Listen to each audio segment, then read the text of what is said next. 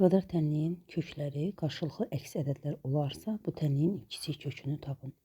Bir teoriminə əsasən kvadrat tənliyin köklərinin cəmi bərabər olmalıdır. Əks işarə ilə x-in əmsalına, yəni burada olacaq 2a çıxılsın 5. Və əks ədədlər olduğu üçün, qarşılıqlı əks ədədlər olduğu üçün bu ədədlərin cəmi 0-a bərabər olmalıdır. Sonra x1 vur x2 isə bərabərdir mənfi 4a üstəgəl 1.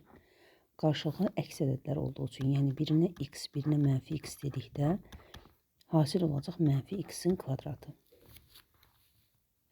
İlk öncə 2a çıxılsın 5-dən a-nı tapaq. 2a bərabər olacaq 5-ə, a da bərabərdir 2,5. Və bunu deməli bu qiyməti 4 mənfi 4a üstəgəl 1-də yerinə yazaq. Mənfi 4 vurulsun 2,5 üstəgəlinsin 1. Mənfi 10 üstəgəlinsin 1 bərabərdir mənfi 9. Mənfi x kvadrat bərabərdir mənfi 9. Deməli x kvadrat bərabərdir 9-a, x də bərabər olacaq 3-ə və ya mənfi 3-ə. Yəni qarşılıqlı əks ədədlərdir. Bizdən bu tənliyin kiçik kökünü istəyir. Kiçik kökü olacaq mənfi 3.